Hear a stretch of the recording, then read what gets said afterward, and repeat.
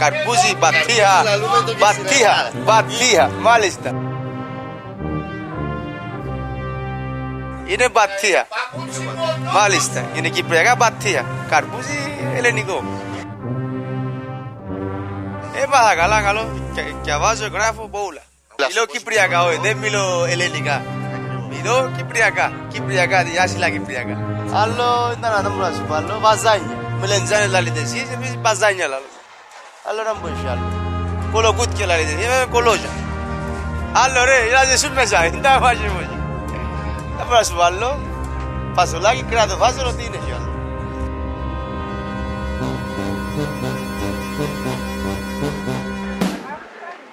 Υπάρχει δημοκρατία όπως θέλει ο καθένας εκφράζεται. Δεν μπορούμε να αλλάξουμε ούτε να μιλήσει ο άλλος, να το πούμε εμείς είναι τα πονακάμι, ούτε και ενός εμάς. Στη μικρή νησιωτική περιφέρεια της Κύπρου, που την χάνει να είναι η χώρα καταγωγής μου, παρατηρείται το φαινόμενο της διγλωσσίας. Το πρώτο συνθετικό δείχνει να διατρέχει κάθε έκφανση αυτού που μου αρέσει να αποκαλώ η κυπριακή εμπειρία. Με τρόπο σχιζοφρενικό, συχνά αντιφατικό, αλλά ταυτόχρονα αρκετά γοητευτικό. Η διγλωσσία συνδέεται με τις εκφάνσεις της καθημερινότητας. Μιας καθημερινότητας που σαν Κύπριος που γεννήθηκε και μεγάλωσε στην Ελλάδα και συγκεκριμένα στην Αθήνα, δηλαδή στην πρωτεύουσα του μητροπολιτικού ελληνισμού, βιώνω τα τελευταία 3 χρόνια μέσω μιας διαδικασίας όσμωσης.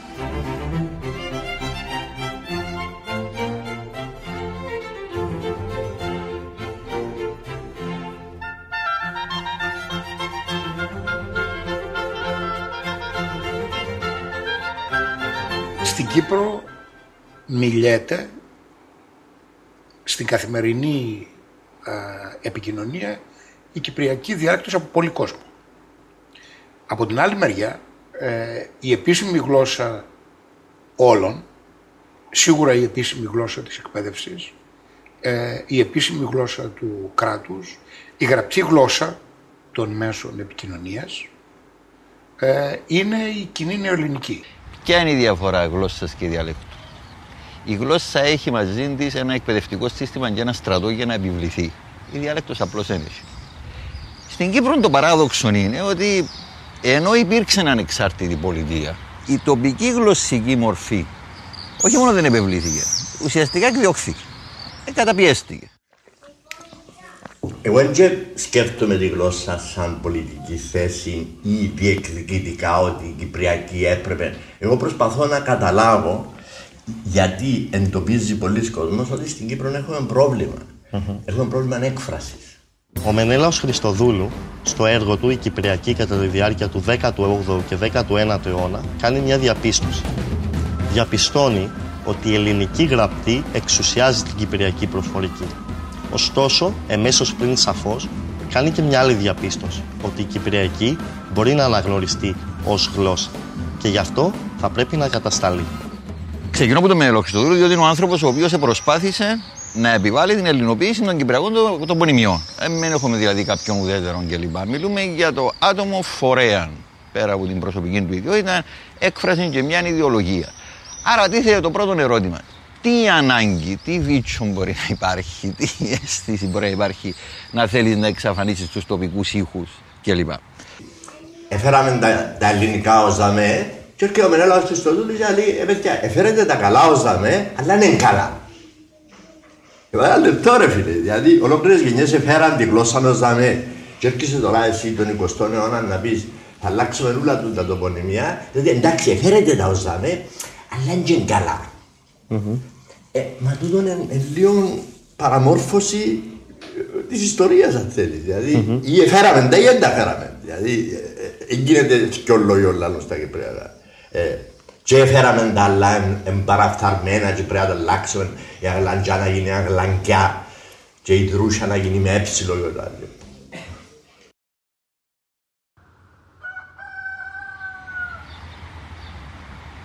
Ο Μενέλαος Χριστοδούλου, επειδή τον διακρίνει στην ακαδημαϊκή του εργασία και μία, θα έλεγα εντιμότητα. Και κρίνω σαν άτομο που κάνει πολιτισμικές μελέτες, δηλαδή που προσπαθεί να ανιχνεύσει τη ρητορική του λόγου.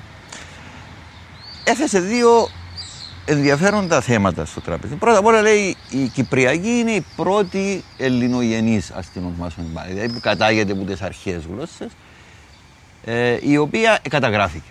Άρα, εφόσον έχει μια γλώσσα που ήταν καταγραμμένη από τον Μεσαίωνα, γιατί ενιοθετήθηκε όταν τέλος πάντων εμφανίστηκε το κυπριακό εκπαιδευτικό σύστημα στη μαζική του μορφή. Η δεύτερη του διαπίστωση, η οποία είναι εξελικτική, δηλαδή τη δεκαετία του 70 εν του Ελλάλεν, ύστερα το 80 όταν άρχισε να υπάρχει υποτυπώδης διάλογος, άρχισε να το αποδέχεται, είναι ότι η Κυπριακή εν δυνάμει είναι γλώσσα. Θα έλεγα ότι λέει βασικά ότι είναι γλώσσα, απλώς το αφήνει στη διάσταση του αν θέλεις να τη διακηρύξεις σαν γλώσσα είναι. Η διατύπωση του είναι εκφράζει τη νέα υπόσταση των Κυπρίων, άρα έχει αρκετά χαρακτηριστικά για να καταστεί σαν γλώσσα. Άρα έχουμε δύο πράγματα τα οποία είναι ενδιαφέροντα. Έχουμε μια γλωσσική μορφή η οποία είναι καταγραμμένη από τον Μεσαίωνα, τέλος του Μεσαίωνα έστω, και μετά σήμερα μπορούμε ακόμα και ο αντίπαλος της ιδεολογικά να την καταγράφει σαν γλώσσα. Γιατί λοιπόν αυτή η γλωσσική μορφή δεν καταγράφεται, δεν διδάσκεται, δεν γίνεται αποδεκτή έστω? Η Κυπριακή είναι μια διάλεκτος της ελληνικής. Είναι ακραίο να πει κάποιος ότι υπάρχει διγλωσσία στην Κύπρο, γιατί η Κυπριακή διάλεκτος είναι μια παραλλαγή της ελληνικής που διατηρήθηκε στο χρόνο και γιατί για τον περισσότερο κόσμο ένα είδος πέρασμα από τη μία εκδοχή της ελληνικής στην άλλη δεν είναι τόσο δύσκολο. Είναι ακραίο να πούμε ότι υπάρχει διγλωσσία. Θα χρησιμοποιήσω ένα ψυχολογικό όρο από τη γνωστική ψυχολογία. Υπάρχει παρεμβολή της μιας γλώσσας στην άλλη.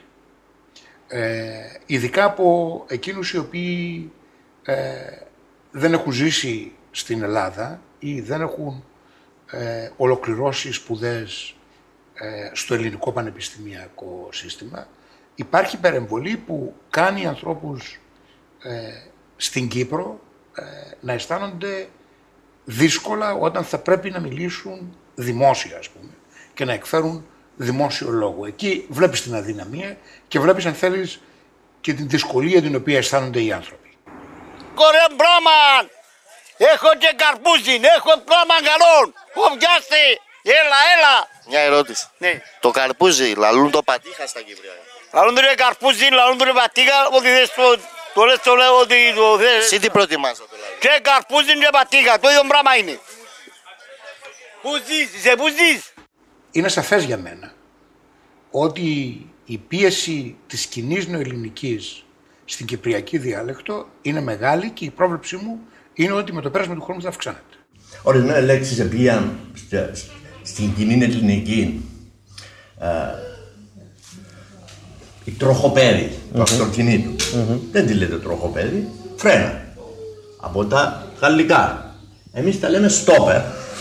Από τα αγγλικά. Ο καθένας όπως ήρθαν οι λέξεις και το βρήκαν. Δηλαδή γιατί εγώ να αφήσω τη λέξη στόπερ που έμαθα από τους Άγγλους και να υιοθετήσω τη λέξη φρένα, που ούτε κι αυτή είναι της ελληνικής, της Αμερικής. Οπότε ήταν ένα σύμπλεγμα. Εμείς εκεί έτυχε ορισμένες που τις λέξεις που χρησιμοποιούσαμε ήταν στον Όμηρο. Έχει κανένα να το διαψεύσει, επειδή το διαψεύσει ο Γιάνν Κουλή. Ούτε έγινε προσπάθεια, ας πούμε, να ξαναδανιστεί. Δεν υπάρχει στην ελληνική ο επαναδανισμός που τα κυπριακά. Ο Παμπινιώτης δεν έχει λέξεις που σύνθετες που προέρχονται από την Κύπρο. Ας πούμε, τα προσαντήσικα δεν θα τα βρεις μέσα στον Μπαμπινιώτη. Οπότε έχεις επαναδανισμούς που τα γαλλικά, αλλά η κυπριακή διάλεκτος είναι συνεισέφερε στην κοινή ελληνική κατά τους λόγιους, που είναι λίγο παράληψη, δηλαδή χάνει και η κοινή ελληνική με τον τρόπο.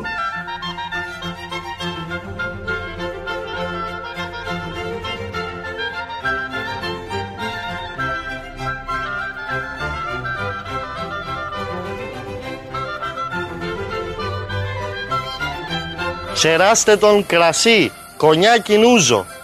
Το μαραμένο του βιλί, περκισταθεί πιο σούζο. Δημήτρης Λιπέρτη.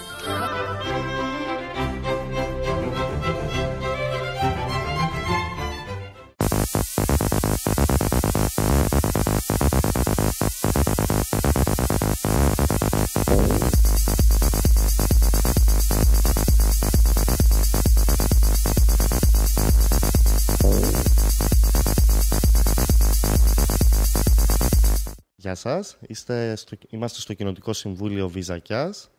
Μιλάμε με την κυρία Τσιαλή. Θέλετε να μας πείτε πώς προέκυψε η ονομασία του χωριού σας? Λοιπόν, στα παλιά τα χρόνια υπάρχει ένας ποταμός της Ελιάς που αποθέτει στις όχθες του πέτρες, τις ονομαζόμενες βυζάτζες, που τούτες τις πέτρες τις χρησιμοποιούσαν για να χτίζουν τα σπίτια τους οι κάτοικοι. Και για τούτον τον λόγο ονομάστηκε βυζάτζα. Υπάρχει κάποια εκδοχή που να συνδέεται με το γυναικείο στήθος? Καθόλου.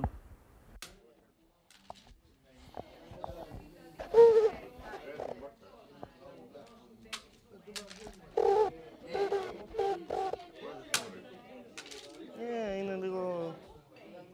Πρώτο πράγμα που θέλουμε να σας ρωτήσουμε είναι να μας πείτε πώς προφέρετε το όνομα του χωριού σας. Βυζαγιά. Ναι, γιατί τη βγάλα? Είχε βυζάκια πολλά. Πολλά βυζάκια. Σαν αυτά που φορώ. Σαν αυτά. Έτσι. Θα θέλαμε να μας πείτε κατά πόσον υπάρχει σύγχυση όσον αφορά την ονοματοδοσία ή το τοπονύμιο κατ' επέκταση του χωριού σας. Πώς το προφέρετε? Πώς προφέρετε? Προφέρετε και βυζακιά και βυζατζά. Και οι κάτοικοι εδώ τι προτιμούν Ποια εκδοχή?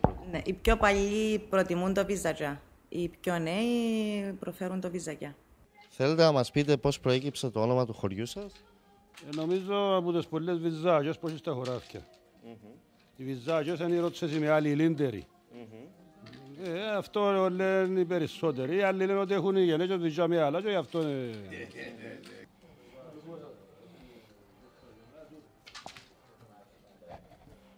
Αν στην ταμπέλα ήταν με ταφ ζήτα, ας πούμε, θα ήταν καλύτερο? Σίγουρα ναι. Ναι. Δεν θα είχαν το όνομα πιο πέρα, γιατί όταν φύγουν οι παλιοί, πλέον οι νέοι χρησιμοποιούν το βυζακιά και φεύγει το «τσε» από την γλώσσα μας. Δηλαδή θεωρείτε ότι σε ένα βάθος, ας πούμε, 30 ή 50 χρόνων μπορεί να εκλείψει η κυπριακή εκδοχή του ονόματος του χωριού? Μπορεί, ναι. Ευχαριστώ. Η διγλωσσία στην Κύπρο αποτέλεσε μια προφανή, αλλά και μια λακάρτ ιδεολογική σύγκρουση. Ιστορικά, η κυπριακή γλωσσική εκδοχή εκόλπωσε μορφές και σχήματα άλλων γλωσσών. Κατά τις δεκαετίες του 20, του 30 και του 40, που μπορούν να χαρακτηριστούν ως σημαντικές δεκαετίες για τη διαμόρφωση της κοινής κυπριακής, επικρατούν όλα εκείνα τα στοιχεία μοντερνισμού, τα οποία θα οδηγήσουν αναπόφευκτα τη γέννηση του εθνικισμού κατά τη δεκαετία του 50.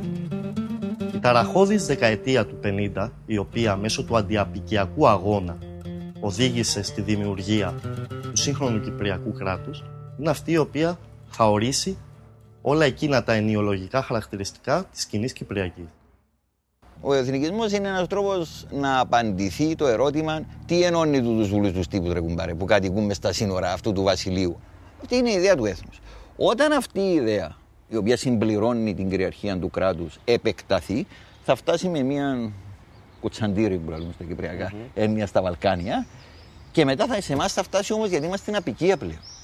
Όταν φτάνει λοιπόν σε εμάς που είναι η απικία, περιλαμβάνει μια αντίφαση μέσα της. Η μία είναι προσπαθεί να μας εκμοντερνήσει απέναντι στον απικιακό δυνάστη, απικιακή δύναμη, απικιακό κυβερνήτη, ταυτόχρονα συμπεριλαμβάνει μέσα της την έννοια του ηθαγενή.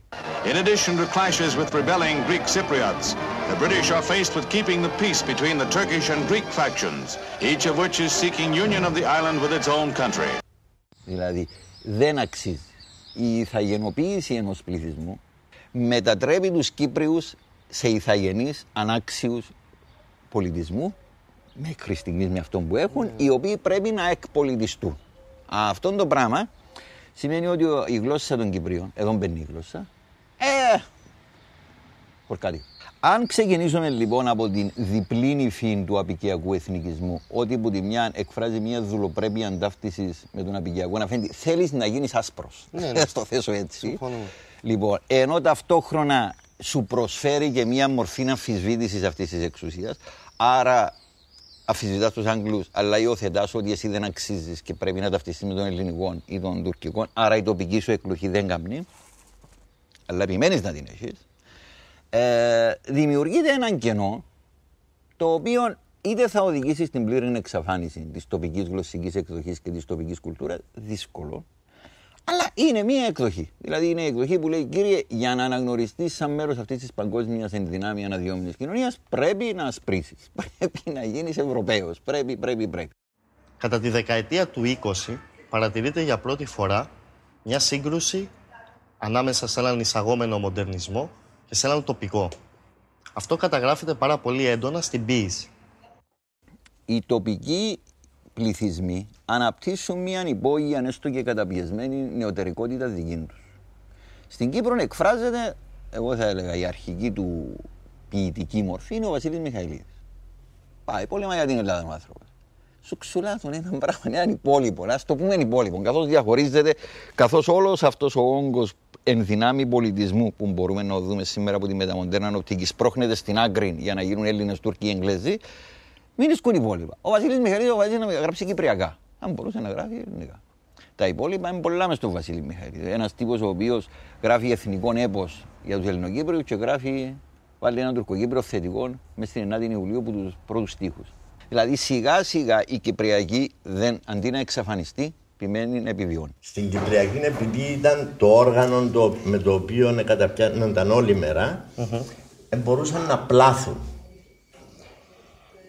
Με μια γλώσσα την οποία ενσωματώνεις, που δεν έχει σχέση με την καθημερινότητα σου, δεν μπορείς να πλάθεις, δεν μπορείς να δημιουργάς. Παραδείγματος χάρη, ο πατέρας μου, άμα έφτιανε από την πόρτα και έβλεπε τον ουρανό γκρίζο παντού, που την πέτρα του Λιμνίτη, ως τη Λευκοσία, όλος γκρίζος και έβρεσε, έλεγε τα νερά τούτα είναι ολοκοσμήτικα. Που σημαίνει? Βρέσει σε όλον τον κόσμο. Ή ας πούμε, Βασίλης Μιχαηλίδης, άστραψε η Ανατολή, ευρώντισε η Δύση και εχαμηλοπομπούρισε η πέτρα του Λιμνίτη. Εχαμηλοπομπούρισε. Τι υπάρχει μες στο... Σε οποιοδήποτε ετυμολογικό λεξικό της Κυπριακής. Ούτε έκατσε κάποιον να μελετήσει τη δημιουργικότητα τούτους που εγγράψαν οι ποιητάριδες. Δεν υπάρχουν θέσεις στα πανεπιστήμια για τούτους. Η Μεσσία Ντουμάνη είναι μια σύγχρονη κυπριακή μπάντα. Ιδρύθηκαν το 2012 και κατά τη διάρκεια του 2013 κυκλοφόρησαν τον ντεμπούτο δίσκο τους Creepy Grab.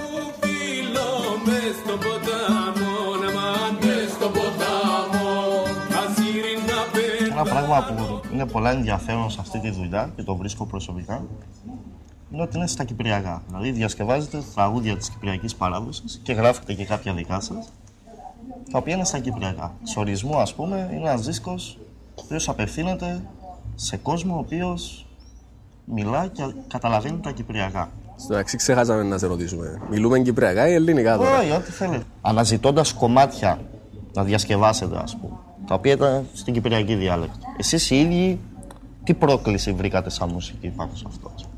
Ήταν ο στόχος από την αρχή να ασχοληθούμε με το κυπριακό τραγούδι. Δηλαδή αυτό θέλω να κάνουμε. Συν όχι μόνο να διασκευάσουμε κυπριακή παραδοσιακή μουσική, αλλά να γράψουμε καινούριο κυπριακό τραγούδι, ας το πούμε.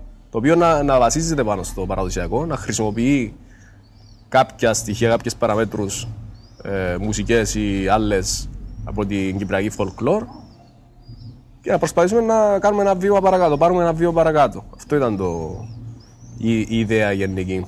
Δηλαδή πόσο εύκολο είναι για έναν Κύπριο μουσικό ο οποίος γράφει ή τραγουδά στα ελληνικά ή στα αγγλικά, γιατί το βλέπουμε συχνά αυτό σε κυπριακές μπάντες, να γράψει εκ νέου στίχο στα κυπριακά? Νομίζω ότι είναι εύκολο. Είναι πολύ πιο εύκολο από ό,τι νομίζουμε. Απλά για κάποιους λόγους δεν ξέρω και ποιοι είναι. Ίσως να χρειάζεται περισσότερη ανθρωπολογική ανάλυση, δεν ξέρω για ποιον λόγο. Και τώρα που μιλούμε ελληνικά, είναι αυτό το σχιζοφρένεια, ας το πούμε, κάπως. Μεγαλώνοντας, πάμε στο σχολείο, μαθαίνουμε ελληνικά. Άμα βρεθούμε να μιλήσουμε με σοβαρό ύφος, γυρίζουμε το στα ελληνικά. Σαν τώρα που είναι η συνέντευξη, ξαφνικά καταλαβες. Ενώ υπάρχει κάτι μέσα. Ναι, είναι κάτι σαν θεατρινισμός κιόλας. Καταλαβες, το να προσπαθείς να εκφραστείς με τα ελληνικά. Ενώ η πραγματικότητα, η πραγματική μας τρόπος έκφρασης είναι τα κυπριακά.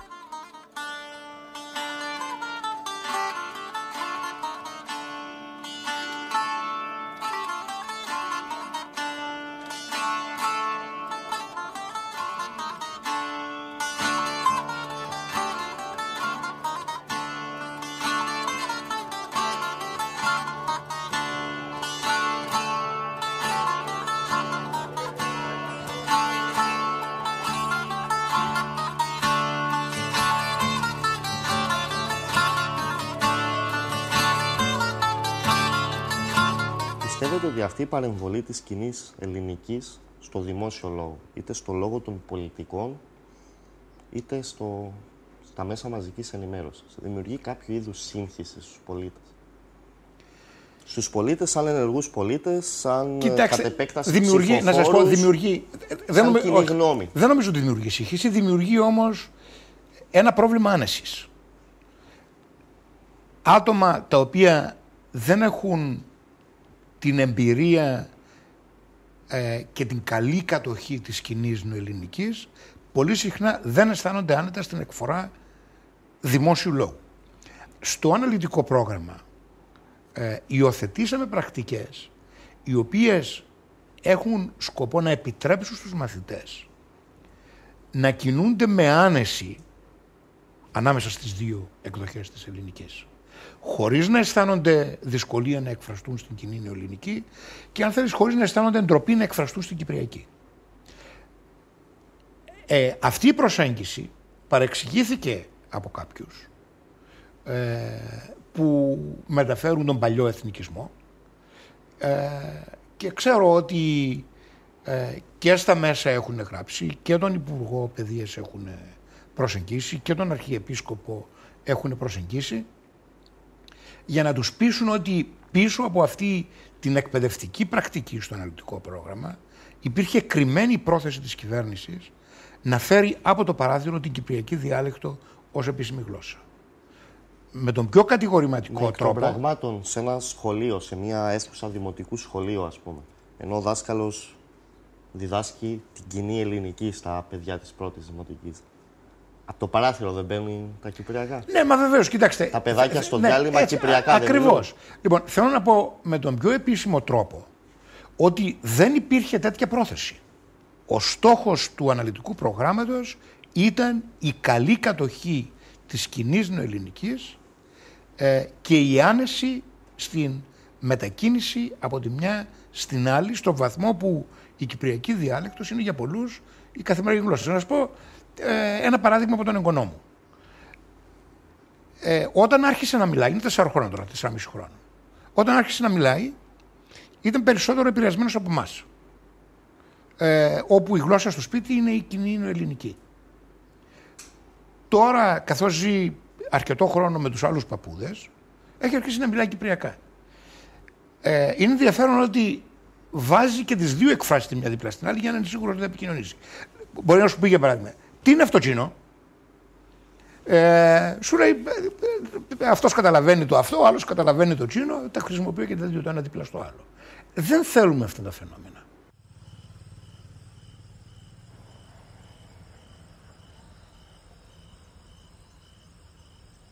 Λιανές, κουντούρες, σιώκουρες, μουζούρες, σιταράτες, άσπρες καφούριν παχουλές, ποτούτες έχουμεν πολλές, οι στράτες εν γεμάτες.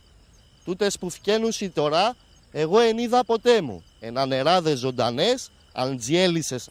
Αντζέλισσες! Αληθινές, δοξάζω σε Θεέ μου.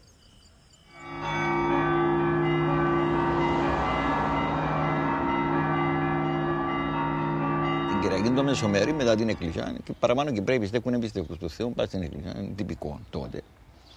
Έρχονται σπίτι και η οικογένεια κάθεται γύρω από το τραπέζι. Όπως τρώσει η οικογένεια, είναι παρακμάζον σύνδρομο της παραδοσιακής κοινωνίας σημείωση τούτο. Και οι εκκλησίες που είναι γεμάτες ακόμα, και το γεγονός ότι όλη η οικογένεια συνάδεται γύρω από το τραπέζι και μασουλούν το νέο ψητό, το οποίο είναι εφικτό για όλη την οικογένεια.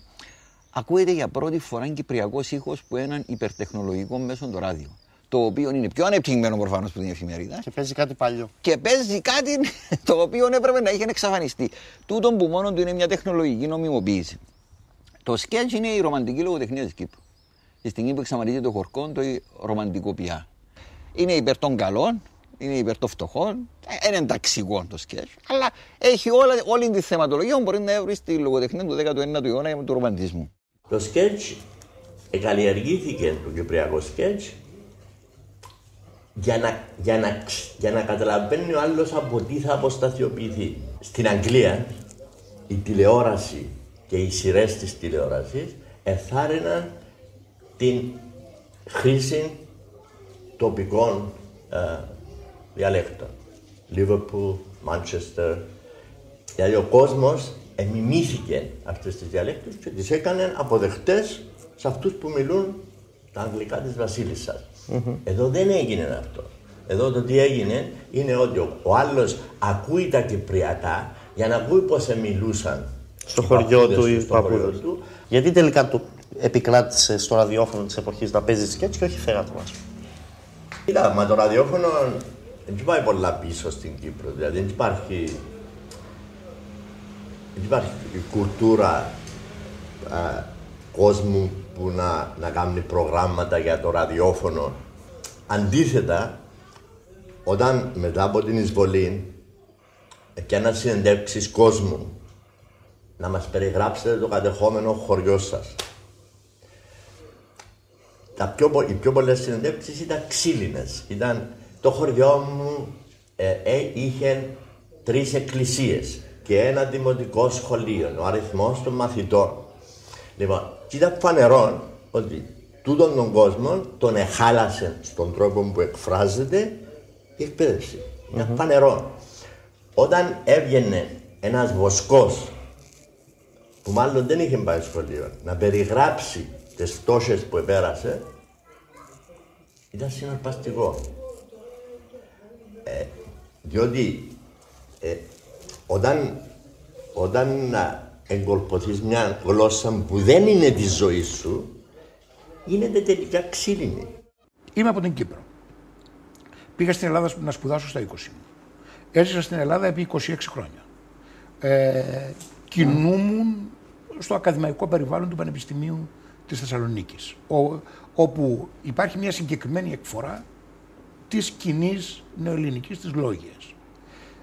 Πολλοί διερωτούνται, όταν ήμουν υπουργός, γιατί ο Χριστόφιας έβαλε έναν υπουργό Καλαμαρά. Γιατί προφανώς ενοχλούσε το γεγονός ότι δεν πολύ μιλάω τα κυπριακά. Και δεν έχω κανένα πρόβλημα με τα κυπριακά, τα μιλάω καλά, αλλά η αλήθεια είναι ότι οι αυτοματισμοί μου είναι στη λόγια κοινή νεοελληνική, δεν είναι στα κυπριακά πια. Φανταστείτε λοιπόν αυτή την πίεση να ασκείται όλο και περισσότερο σε όλο και περισσότερους ανθρώπους. Ασχολείσαι με το blogging, Παύλο, σωστά? Ναι. Πόσα χρόνια? Που το 2008, έχει 5 χρόνια. 5 χρόνια. Τι σε κάνει να εκφράζεσαι καλύτερα και πιο άνετα? Νομίζω εξαρτάται πολλά από το τι γράφω. Το τι γράφω, σε ποιον απευθύνομαι. Δώσ' μου ένα παράδειγμα, ας πούμε. Κοίταξε, ο ένας διαχωρισμός που κάνω είναι ότι έχει πράγματα που απευθύνουμε πολλά συγκεκριμένα σε Κυπραίους. Και κάπου φκένει μου ότι ναι, να μιλήσω στον Κυπραίο, τον συμπατριώτη μου, στη γλώσσα που συνεννοούμαστε. Θέλω να του πω ότι θα του ελάρουν αν ήταν ο μπρος μου και κουβεντιάζαμε. Έχει άλλα που, εντάξει, δεν το θεωρώ, ας πούμε, δεν μου φκένει με την έννοια, ότι γράφω κάτι πιο γενικό, ας πούμε, που ίσως θα προτιμούν και έναν αναγνώστη που δεν την ξέρει την Κυπριακή, να κοπιάσει, να διαβάσει. Αν θέλω να απευθυνθώ σε όλον και στον ελληνικό κόσμο, ας πούμε, δεν έχω λόγο να γράφω στα κυπριακά για να πετύχω τι, ας πούμε, να φανεί ότι... Οι ορισμένοι θεωρούν το λίγο δίθεν, ας πούμε, να του παίξω τον έξυπνο, ότι γράφω στα κυπριακά, ρε τρέχα γύρευε, ας πούμε, έβρε έναν πουλαλό. Βερόνικα. Βερόνικα, είσαι μαθήτρια? Ναι. Τι τάξη πήγε? Δεύτερα λυκείου. Αν θέλεις να πεις στη φίλη σου να πάτε για καφέ, ας πούμε. Πας για καφέ, έτσι? Ναι. Και θέλει να σου πει εντάξει. Λαλή σου εντάξει, λαλή σου. Ντα. Λαλή σου ντα. Ντα. Αυτό το ντα, ας πούμε, χρησιμοποιάς. Ναι. Στέλνεις και μηνύματα, mail ή SMS. Εντάξει, στα μηνύματα σε άλλο πράγμα γίνεται. Μπορείς να μου περιγράψεις λίγο αυτό, ας πούμε. Πώς γράφεις, σε τι γλώσσα γράφεις όταν στέλνεις SMS στις φίλες σου? Γκρίκλις. Ναι. Σε κυπριακά. Είναι κυπριακά. Και Ναι. το ίδιο, ας πούμε, και στο Facebook, αν κάνεις Ναι, chat ναι. ή οπουδήποτε, έτσι. Ναι. Αυτό πώς το βλέπεις, ας πούμε? Γιατί δεν γράφεις με ελληνικούς χαρακτήρες κυπριακά και γράφεις με λατινικούς? Λίγο περίεργο. Μπορείς να μου περιγράψεις αυτή την περιέργεια, έτσι, με δικά σου λόγια. Πώς το αντιλαμβάνεσαι? Βασικά, που τη μια πλευρά είναι ωραίο, γιατί δεν μπορεί να καταλάβει κάποιος άλλος λαός. Ενώ σου μόνο με Κύπρεους μπορείς να συνεννοηθείς. Με αυτά τα γκρίκλις, Ναι. τα κυπριακά, ας πούμε. Ναι. Γιατί λατινικοί χαρακτήρες Ναι. και είναι κυπριακά. Άρα ούτε κάποιος Έλληνας μπορεί να καταλάβει 100%. Η Κυπριακή έχει ένα πλεονέκτημα απέναντι στην ελληνική. Επειδή δεν έγινε επίσημη γλώσσα, καλός ή κακός, εγώ σχολιάζω ιστορικά τι έγινε, είναι ανοιχτός κώδικας. Ενσωματώνει. Εξακολουθεί να το κάνει στην εποχή μας? Φυσικά. Εμένα η πιο εντυπωσιακή λέξη που υιοθετήσα η Μιτσί είναι τον «τα». Και απόρουν τον «τα» τώρα, για το εντάξει, έρχεται από το ρωσικό ναι, ας πούμε, ή έρχεται από το, ξέρω, το ελληνικό εντάξει που αρκείται ο άλλος να το ολοκληρώσει. Μπορείς να μου πεις πώς γράφεις σε SMS ή στο Facebook το «τσε»? J-E. J-E. J-E. Δεν το γράφεις T-Z-A-I ή I-E. Γράφεις το J και E. Ναι. Και μπορείς να μου το προφέρεις? Τσε. Οι νέες τεχνολογικές αλλαγές με την ηλεκτρονική τεχνολογία νομίζω ότι είναι αντίστοιχες της τεράστιας αλλαγής που έγινε με το ραδιόφωνο. Διότι όταν μιλούμε για γλώσσα, αντιλαμβάνεσαι ότι έχουμε δύο επίπεδα. Το ένα επίπεδο έχει να κάνει με τις δομικές, πολιτικές, πολιτιστικές σχέσεις και το άλλο έχει να κάνει με τεχνολογία, ένα απόφευκτη τεχνολογία. Όταν μιλούμε για προφορικό λόγο, οι Κύπροι έχουν κερδίσει, επιμένουν πεισματικά να διατηρούν την Κυπριακή στην καθημερινότητα τους. Το ζήτημα είναι στις άλλες εκφάνσεις της ζωής, πώς χρησιμοποιείται. Από τη στιγμή που έχεις το SMS, τώρα να προσπαθείς να καλαμαρίσεις με το SMS, είναι λίγο δύσκολη ζωή. Πάει στο γυμνάσιο. Εντάξει. Και για που πρέπει να σου διδάξουν, υποτίθεται, την ελληνική γλώσσα, κάνεις όμηρο. Αλλά κάνεις όμηρο στο αρχικό. Οπότε υποχρεώνεσαι να βγαίνεις σπίτι και να κρατάς την ονομαζόμενη κετάπαν ή λειψία. Λοιπόν, οπότε κάνεις αποσπάσματα, αρκετά αποσπάσματα για να σου κάνουν διαγωνίσματα και να σου δώσουν βαθμούς και πάει στην Αγγλία, εγώ προσωπικά, και καταλαβαίνεις ότι οι άλλοι ξέρουν τι έγινε μες στον όμηρο.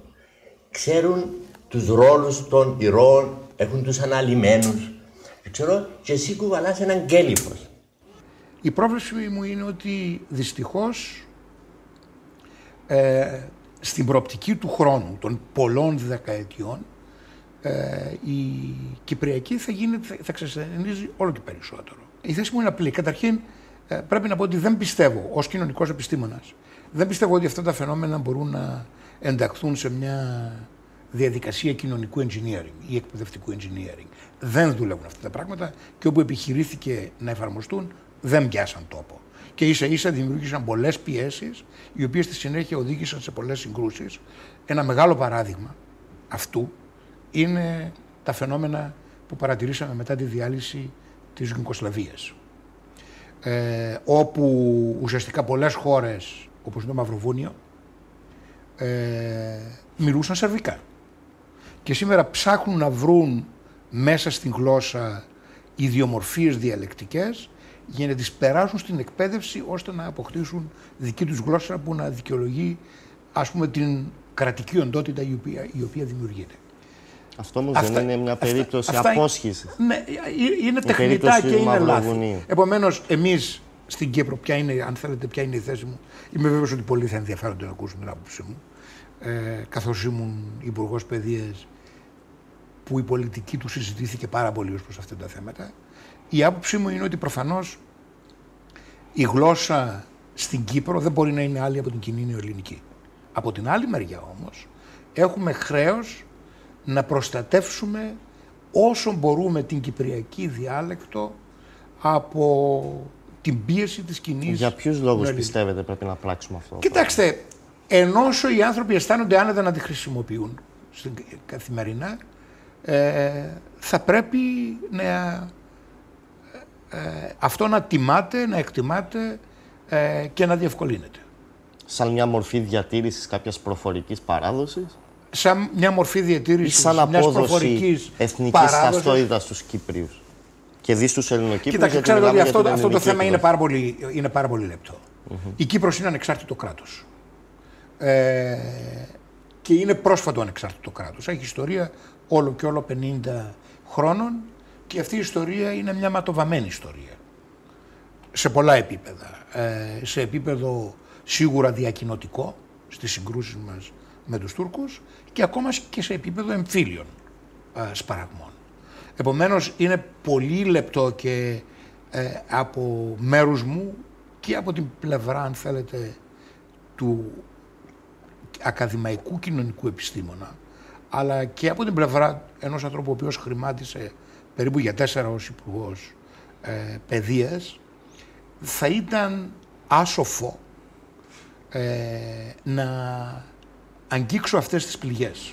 In Cyprus you will never feel or be alone, and soon my friends you'll find yourselves walking with Lady Aphrodite, we keep evoking. Φίλοι, καλώς ορίσατε στην Κύπρο. Το ντοκιμαντέρ που μόλις παρακολουθήσατε δεν είναι επουδενή μια γλωσσολογική μελέτη. Επίσης δεν έχει σκοπό να επαναφέρει τη γλωσσική κόντρα που υπήρξε στην Κύπρο διαχρονικά στις δεκαετίες του 80 και του 90. Σκοπός αυτού του ντοκιμαντέρ είναι να αντλήσει και να εξερευνήσει όλα εκείνα τα στοιχεία μιας χαμένης κυπριακής ταυτότητας, τα οποία αναπόφευκτα απορρέουν από τη γλωσσική σύγκρουση στην Κύπρο και από την πίεση που άσκησε η γλώσσα στην έννοια της εθνικής ταυτότητας. Όταν επαναπατρίστηκα πριν 2 χρόνια στην Κύπρο και που έχω μια δυναμία στο να προσαρμοστώ στα κυπριακά, όπως τα μιλάει ο παππούς μου, όπως τα μιλάει με έναν διακόπτη όν και όφ ο πατέρας μου, γιατί αισθάνομαι αυτό το κόμπλεξ απόρριψη? Έρχεσαι και είσαι μια μικρή ανομαλία. Είσαι ένας πραγματικός Ελληνοκύπριος.